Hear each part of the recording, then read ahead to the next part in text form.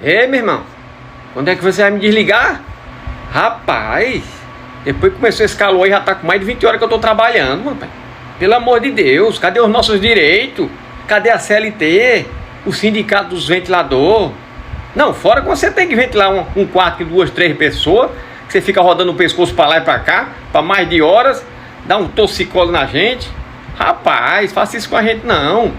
Desliga um pouquinho.